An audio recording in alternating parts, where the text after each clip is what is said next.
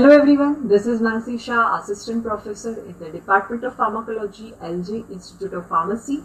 I welcome you all in this MOOC video lecture series, an initiative taken by LG Institute of Pharmacy.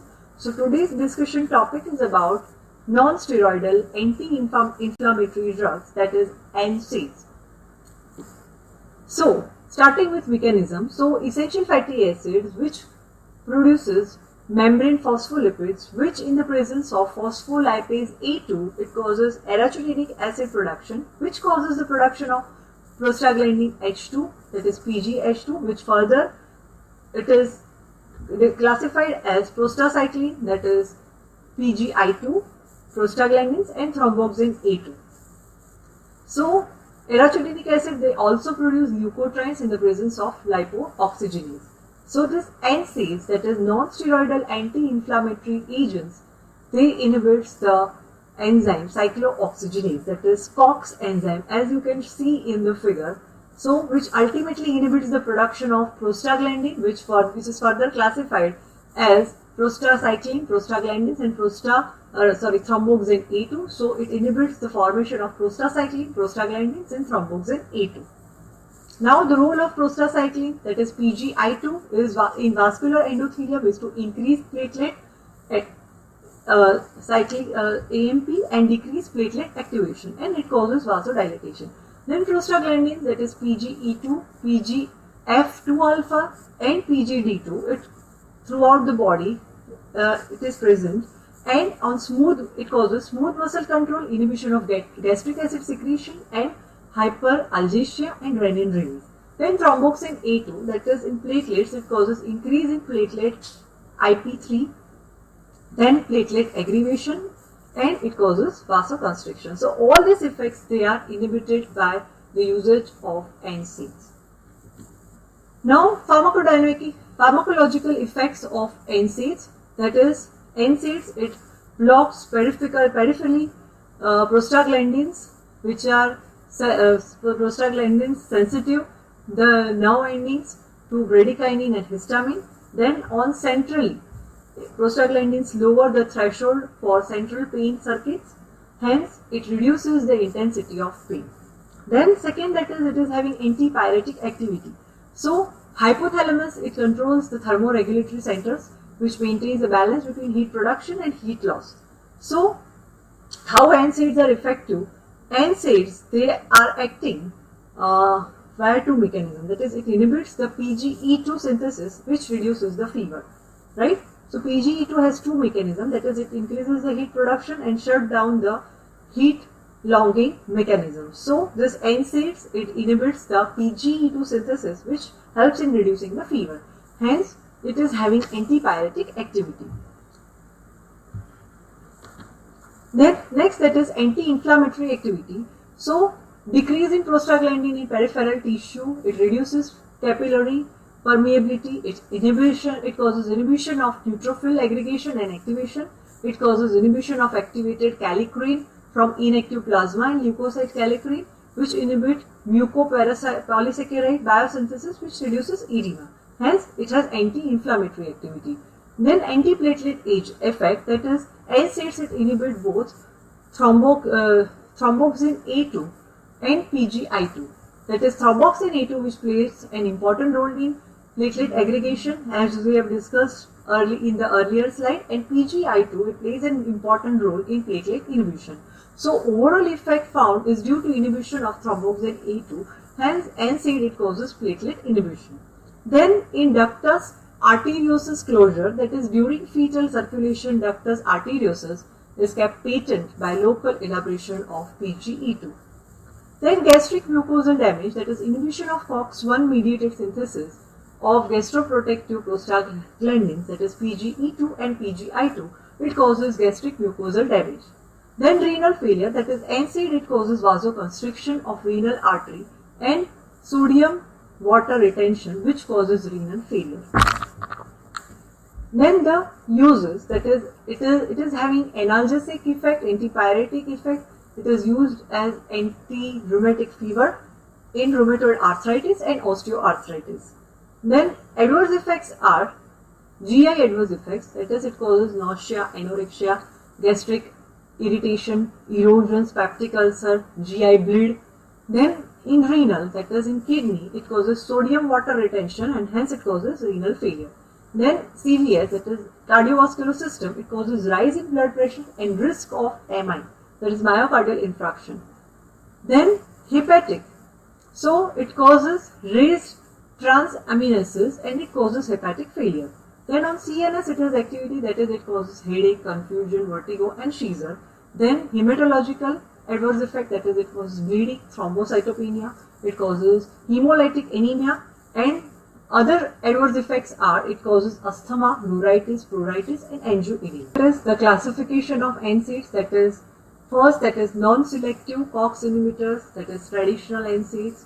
In that salicylates, that is aspirin, then propionic acid derivatives, that is ibuprofen, naproxen, ketofen, flumifene, then acetic acid derivatives, that is ketorolac, indomethacin, nabubutan, metone, then pyrrolizone derivative, that is phenylbutazone and oxyphenbutazone, then phenamate, that is mefenamic acid, then enolic acid derivatives, that is pyroxicam, tanoxicam.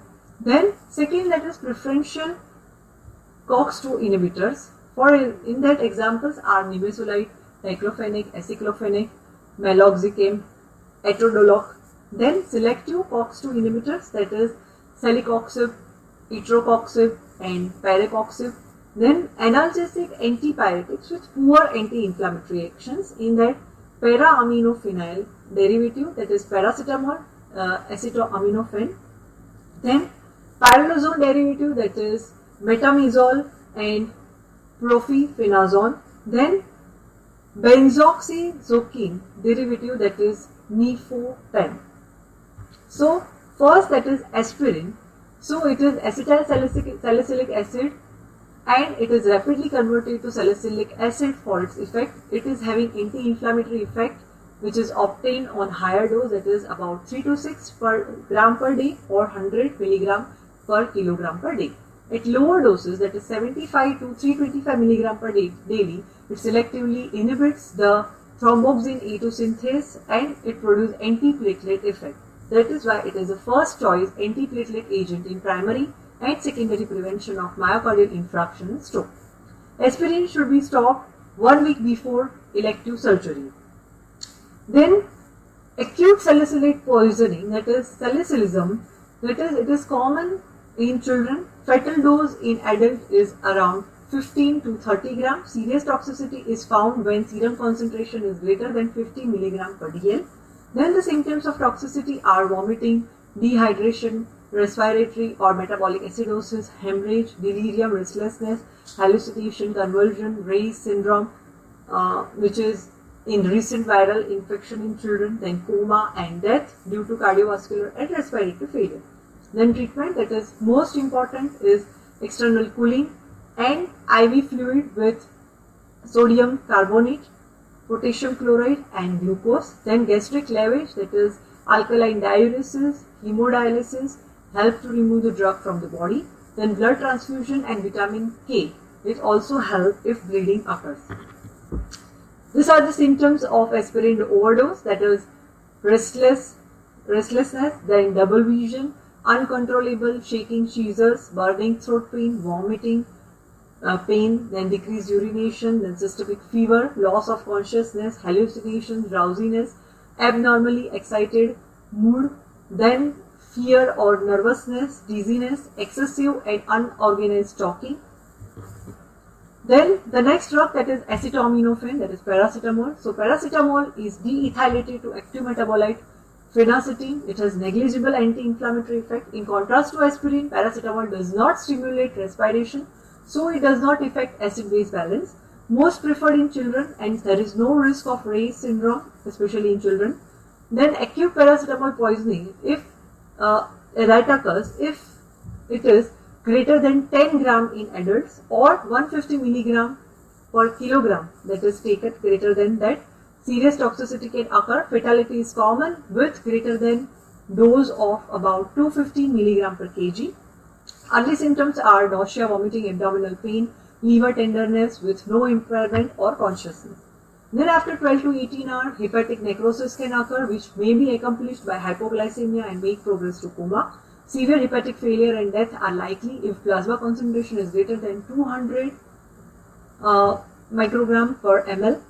Then after 4 hours and 30 microgram per ml at 15 hours, then mechanism of toxicity, that is N-acetyl para-amino benzoquinoimine, that is NAPQI, is highly reactive minor metabolite of paracetamol, which is detoxified by conjugation with glutathione. Then in chronic alcoholics, even 5 to 6 grams per day can result in hepatotoxicity because alcohol induces CYP2E1, which convert PCM to NAPQI. Then paracetamol is not preferred for in premature infant, that is less than about 2 kilogram weight, for fear of hepatotoxicity. Then the treatment for that is it is used in gastric lavage, activated charcoal, then specified antidote, that is N-acetylcysteine, for about a dose of about 150 mg per kg should be infused intravenously. It is practically ineffective if started 16 hours or more after paracetamol ingestion.